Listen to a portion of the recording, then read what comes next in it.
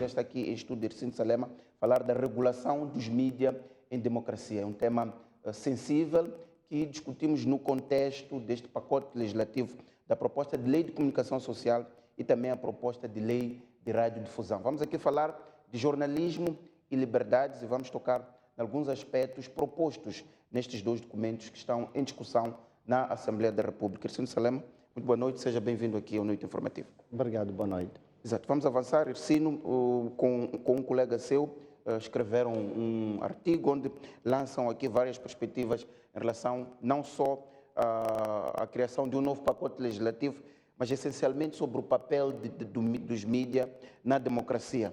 Há aqui uma frase vossa que chama a atenção, passo a ler: as nuances de práticas autoritárias impregnadas nos atores dos mídias ainda reservam um regime de mídia em características típicas de um autoritarismo, o que pode ser visto como travando em grande medida a possibilidade de consolidação da democracia. Os estándares deontológicos de um jornalismo emancipado, capaz de acelerar a transição democrática, parecem estar aprisionados em um investimento de ideias e consciência de que se trata, sem dúvidas, de uma área que se deve emancipar. Então, uma caracterização da situação atual em Moçambique, da nossa comunicação social. Exatamente, trocando isto de forma mais simples, o que querem dizer e como é que depois isto é conjugado com este processo de criação de nova legislação para a comunicação social? Obrigado. Estamos a dizer que os mídias públicos, que são aqueles que são feitos, financiados e geridos também pelo público, consoante a definição da Unesco, na verdade, em Moçambique ainda são um dever. O que temos são empresas públicas de comunicação social, mas ainda não temos mídias que sejam efetivamente públicos. Por quê? Porque, por exemplo, há um direito fundamental na nossa Constituição, que é o direito à réplica política, significando que aqueles partidos políticos com assento no parlamentar deveriam ter também espaço para reagir às declarações políticas do governo, sempre que o governo usar da palavra ou qualquer membro intervir na radiodifusão pública, significando, no caso, televisão de Moçambique e rádio de Moçambique. Mas até hoje, esse dispositivo constitucional não é implementado, supostamente porque não há regulação, não há lei ordinária. Por outro lado, em sede de processos eleitorais, muitas das vezes vemos partidos políticos da oposição, a Renamo em particular, a se queixarem no Conselho Superior de Comunicação Social pelo facto de, supostamente, os mídias públicos, televisão e rádio de Moçambique, estarem a beneficiar apenas o partido no poder. O Conselho Superior nunca se pronuncia a propósito, aparentemente porque há uma lacuna legislativa. Então, são este tipo de situação que faz com que aquilo que era suposto ser mídia público, nem mídia estatal, acaba sendo mais um mídia governamental e até partidário, que reforça um pouco essa ideia de autoritarismo que vários autores e vários relatórios colocam. Sim. Vamos ampliar mais a abordagem. Uma das questões que vocês levantam aqui é de que os mídias definem e configuram os processos políticos e animam o cotidiano da democracia. Os partidos políticos não são mais do que os dispositivos através dos quais os mídias podem diversificar as opiniões. Uma das críticas que tem sido levantado a este processo de produção legislativa é de que eventualmente pretende-se apertar ainda mais a liberdade. E muitas vezes, quando falamos da liberdade, estamos num campo muito movediço e, sobretudo, o papel dos mídias. Aqui a questão é como mexer num edifício como este, em que o presidente Chissano, com muitas cautelas, já dizia que era uma zona que não se devia tocar. Como mexer num edifício como este, sem afetar a sua estrutura, portanto, os seus pilares que garantem a liberdade, a democracia, o direito dos jornalistas à criação? Sim, primeiro, para o benefício dos mais novos, recuar a 1989 e 1990, quando é apresentado, em princípios de 1990, o primeiro esboço daquilo que viria a ser a Constituição de 1990, nada constava sobre liberdade de expressão, liberdade de imprensa e direito à informação. Então, um grupo de jornalistas achou aquilo escandaloso num regime que se pretendia democrático e multipartidário.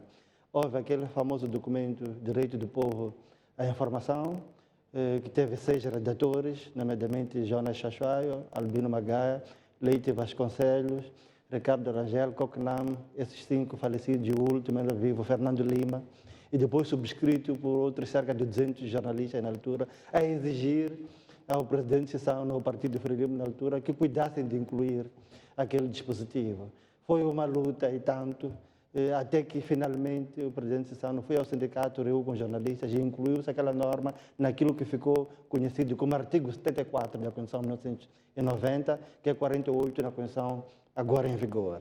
O que pretendo significar com isto? Que em democracias tem que se lutar por direitos, em ambiente de liberdade, sem recurso a armas, sem recurso a vias legais. Então eu acho que os jornalistas devem defender essa conquista em homenagem a todos esses que deram tudo de si, num contexto em que não havia liberdades, para defenderem um pilar fundamental da democracia. Neste momento, eu particularmente acho problemático que estejamos a rever a lei de imprensa, agora com outra denominação, vai ser lei da comunicação social. Por quê? Porque estamos numa situação não sei se é correto esse termo tecnicamente, de quase guerra. Exato. Temos o terrorismo ativo na província. O que quer dizer, Salema, não é oportuno, no seu entendimento, neste momento, fazer esta revisão? Sim, eu acho que não é, sobretudo, em sede de uma interpretação progressista da Constituição. Exato. É o seguinte, a lei de imprensa é uma lei constitucional. A lei de imprensa, que agora vai se chamar Lei de Comunicação Social, que é até lei quadro. Desta lei quadro, hão de surgir outras leis. Uma delas é a lei da radiodifusão. Então, nos termos da Constituição, um dos limites para a revisão constitucional é o limite circunstancial. Ou seja, quando há uma circunstância que impede que quem de direito possa intervir de forma sóbria e não se deixar influenciar pelo contexto, nesse caso, contexto de guerra, com todo o condicionamento que temos visto. Então, eu acho que não é um momento oportuno para revermos a lei de imprensa nesse contexto. Temos outras prioridades como país. Exato. Portanto, no seu entendimento, o país pode continuar, até porque tem uma lei de imprensa que já assegura alguma liberdade, e esta lei de imprensa é elogiada, mesmo a nível internacional. O seu entendimento era parar o processo, esperar que com mais calma, com estabilidade, acima de tudo, política, sem os conflitos no centro e norte, só depois disso entrar nesta empreitada de mexer essa legislação? Sim. Estas são leis cruciais de qualquer democracia. Então, uma democracia como a nossa, que se pretende cada vez mais consolidada, não deve envolver-se em processos muito problemáticos logo à partida, sobretudo em sede de uma situação dessas que configura materialmente um limite constitucional. A revisão desta lei, que é uma lei constitucional, é uma lei que tem como fonte a Constituição. Do artigo 1º ao artigo 6º, do número 1 ao número 6 do artigo 48, temos a disciplina do que constituem esses 3 direitos fundamentais: a liberdade de expressão, a liberdade de imprensa, direito do povo à informação. Entretanto, esta lei ordinária, que não vem inovar, só vem detalhar como é que há de ser efetivado este postulado constitucional, deve respeitar os limites consignados na própria Constituição. Um deles é o limite circunstancial. Então, eu acho que, sendo progressistas, podemos chegar a essa leitura de que o momento não é apropriado. Exato. Essas são as razões jurídicas, mas para que os nossos telespectadores compreendam, qual é o problema de mexer nesta legislação agora? Há o risco de haver um aproveitamento político, de condicionamento da atividade jornalística, tendo em conta os cenários que se vivem. É esse o problema? É esse o problema, sim. Num dos pontos, por exemplo, disse que o jornalista pode ser responsabilizado como em sede de crimes contra a segurança do Estado, se publicar matérias que forem classificadas como tal.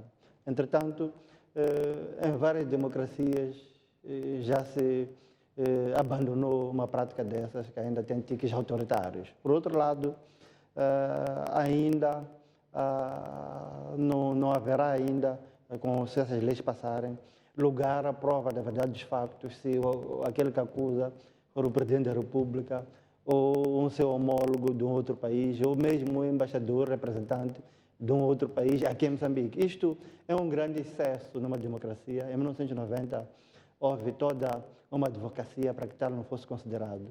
em 1991 também, quando se aprovou a lei de imprensa. Então, eu acho que não é em 2021 que devemos continuar com uma norma dessas. Aliás, o Código Penal foi muito progressista ao retirar crimes, por exemplo, delitos de opinião contra o Presidente da República, do catálogo dos crimes públicos para o capítulo ou o título de crimes particulares. Então, eu acho que, querendo ser progressistas, até sistemáticos, deveríamos rever uma norma tal. Exato.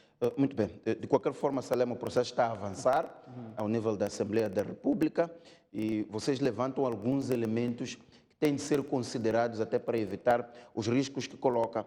O primeiro que levanto é o princípio da proibição do retrocesso, que significa que tanto a proposta da Lei da Comunicação Social como a proposta da Lei da Radiodifusão não pode incluir normas que se traduzam no recuo quanto às conquistas dos moçambicanos.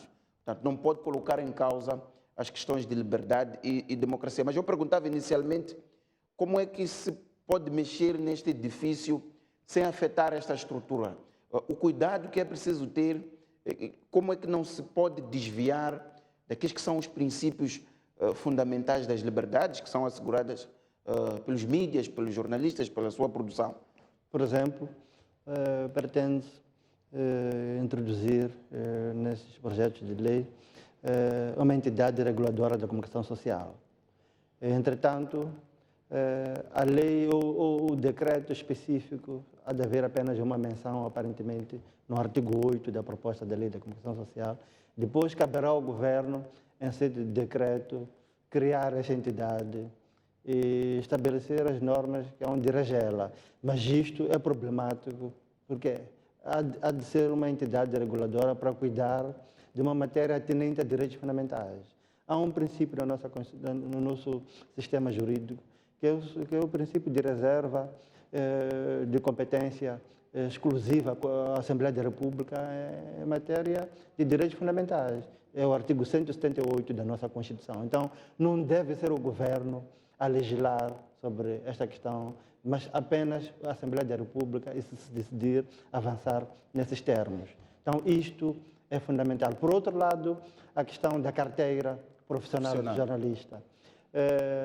A carteira ou tem que ser a própria Assembleia da República a estabelecer em lei como deve ser o processo de atribuição, ou os próprios jornalistas em sede da autorregulação, self-regulation em inglês, mas nunca o governo, porque parte do princípio de que o trabalho do jornalista, sendo do setor público ou setor privado, enquanto um profissional independente, visa essencialmente monitorar a atividade governativa. Então, não pode ser o mesmo governo, que é o alvo principal, entre aspas, dos jornalistas, a definir quem é jornalista e quem não é jornalista, a definir quais são as funções da entidade reguladora de comunicação social. Então, isto seria um grande recuo na nossa democracia. É por isso que chamamos a atenção para a premência da observância do princípio de não retrocesso, conforme disposto, por exemplo, no artigo 43 da nossa Constituição da República, que nos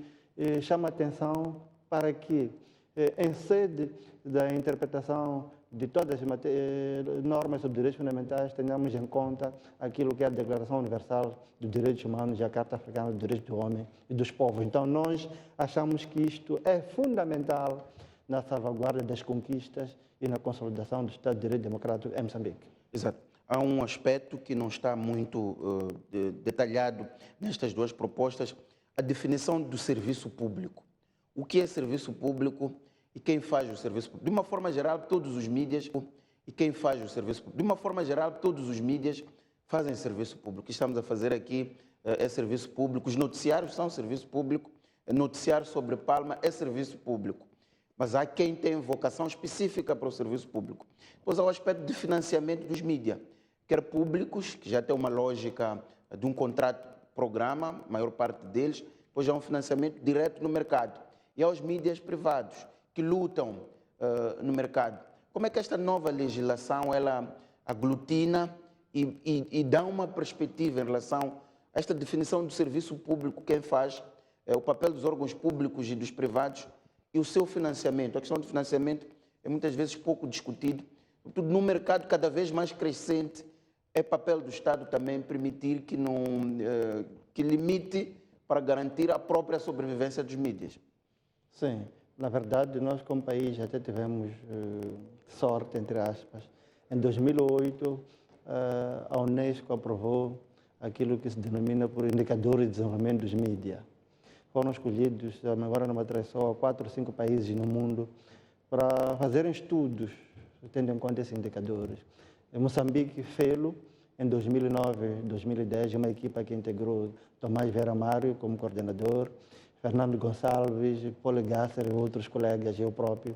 Entretanto, um dos elementos que ressalta desse estudo disponível na internet é a premência de se estabelecer ou se transformar aquilo que só em teoria já é serviço público, enquanto ainda não é, está ainda quase na perspectiva estatal. Por quê? Porque serviço público, conforme eu dizia, tem que ser independente dos poderes públicos. A questão de financiamento é crucial. No lugar de contratos-programa que os mídias públicos assinam com o governo, o financiamento tem que ser por via da Assembleia da República. Quando é por via de contratos-programa, através do Ministro das Finanças, o governo há de sempre exercer uma forte influência sobre o mídia público, porque é ele que decide quando é que faz a transferência, quando é que não faz e como é que negocia esse processo. Por outro lado, tem que haver um processo de prestação de contas em que os próprios cidadãos são envolvidos na gestão desses mídias públicos. E conforme exploramos nesse artigo, nós estamos até numa situação em que a lei permite, a lei de base da organização e funcionamento da administração pública, que a sociedade civil interessada numa certa área seja envolvida em órgãos colegiais ou da administração pública ou de entidades como empresas públicas, conforme decorre do regime estabelecido no artigo 3 desta mesma lei. Então, achamos nós que serviço público é aquele serviço do cidadão, financiado pelo cidadão e no qual o próprio cidadão tem voz. Há um problema conceptual. O resto não é necessariamente serviço público. É um serviço de interesse público ou é um serviço de comunicação social com uma boa programação, com uma boa perspectiva ética e profissional, e que é uma defesa muito profunda de interesse público, mas em rigor conceptual não é necessariamente serviço público de radiodifusão. É um serviço de interesse público, é um serviço feito por privados, mas, entretanto, não é conceptualmente serviço público de radiodifusão em termos rigorosos. É claro que no nosso país, muitas das vezes, acaba parecendo que essa é a verdade, tendo em conta que é nos mídias públicos onde vemos debates equilibrados, com várias sensibilidades, enquanto que naquele que deverá ser público, mas ainda não o é, porque não reúne esses indicadores da Unesco, esses indicadores universais, aí acaba parecendo algo mais até propagandístico do que algo Exato. que é feito por profissionais independentes.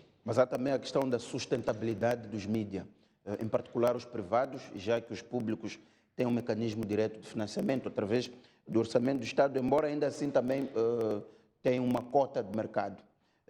Esta legislação apresenta cotas de produção, portanto, sobretudo os mídias televisivos terão de ter uma cota de produção elevada, não chegando lá poderão ser suspensos.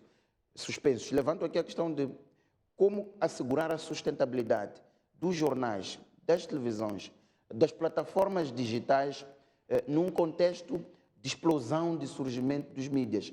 É saudável, revela a democracia, cada vez mais jornais, é mais espaço para vozes alternativas ou não, mas como é que se assegura que este crescimento ele seja sustentável do ponto de vista da gestão das próprias empresas jornalísticas? Sim, o ponto atinente à produção de conteúdos e os mínimos que devem ser observados, acho que é por demais fundamental. E na legística moderna, ou seja, no processo legislativo ou legiferante moderno, não se pode avançar numa direção como esta sem que antes tenham sido feitos estudos que confirmem que é possível fazê-lo sem prejudicar a própria existência das empresas.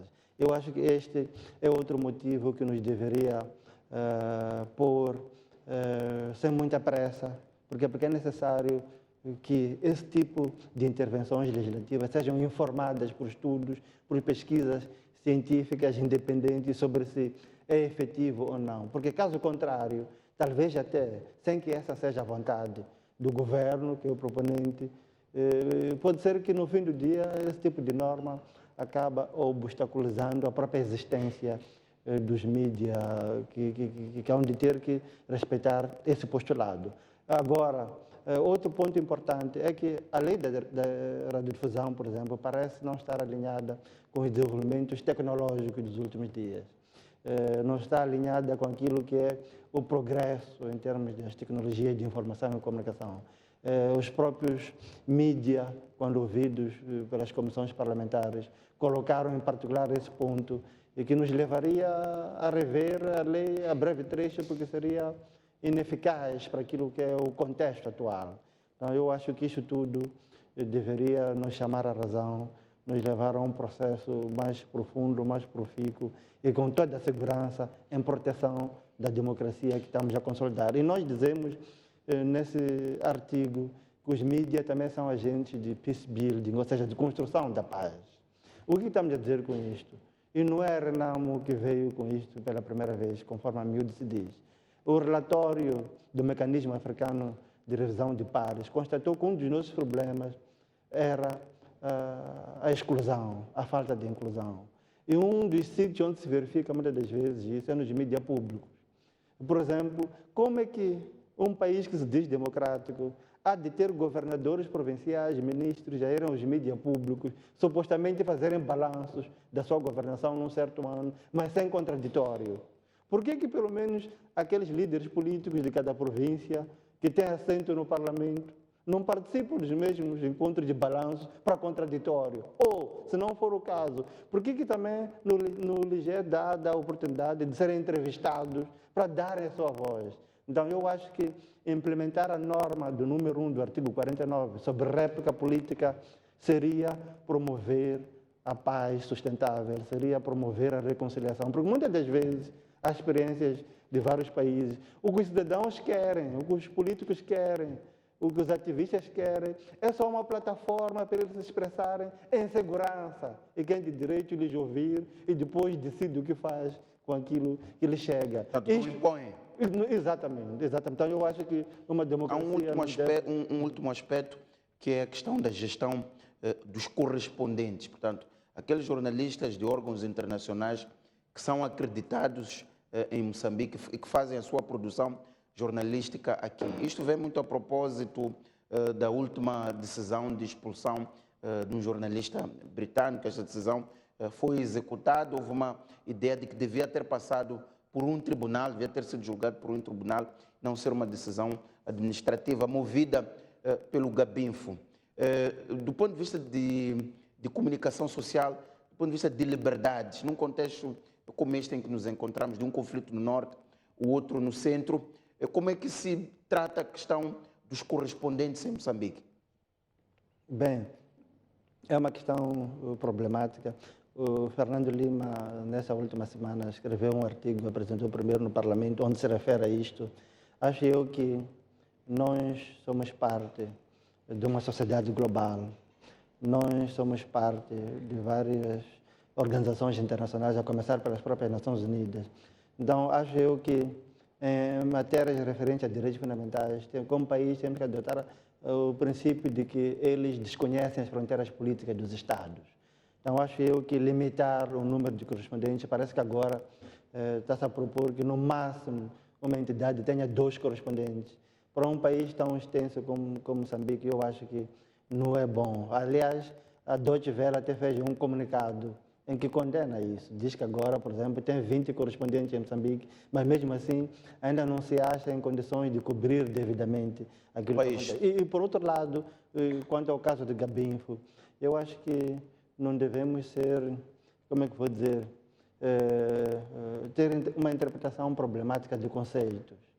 Se em Moçambique há registro obrigatório de jornais, mesmo nos casos que se diz que é dispensa de registro, obedece a todos os passos de um registro para se obter um não registro. Não devemos, só porque num certo país não há registro de jornais. A dispensa efetiva é só criar o jornal e já existe, diferentemente do que sucede com rádio e televisão. Acho eu que, por nesse país não ser obrigatório, um certo jornalista não estiver em condições, por exemplo, de fazer prova de que está registrado num certo país como empresa, não podemos só por aí dizer que não está em condições, burlou ou defraudou aquilo que são as nossas normas para poder se registrar como correspondente. Aliás, estou a dizer isto a partir daquilo que são as informações disponíveis e se for efetivamente isto. Pode ser que existam detalhes que nós não os temos, mas se for só isso, eu acho que o nosso país não precisa de mais problemas para manchar a sua boa reputação ou a sua reputação na arena internacional. Então, eu acho que temos que resolver os problemas que temos, o caso das dívidas ocultas, agora o caso da insurgência ou terrorismo no Norte, e não procurarmos outros falsos problemas que se tornem um problema. Porque, efetivamente, um país como o nosso não precisa de se envolver nisso. A partir da altura que os nossos dirigentes começarem a viajar, assim como o mundo reabrir, espero que aconteça isso até o fim do ano, veremos situações de interpelação, tendo em conta esses casos que, à luz do direito internacional, à luz dos direitos fundamentais, são decisões, no mínimo, problemáticas. Muito obrigado, Ercindo Salema, pelas suas notas em relação à regulação dos mídias em democracia. Muito obrigado. Os mídias em democracia.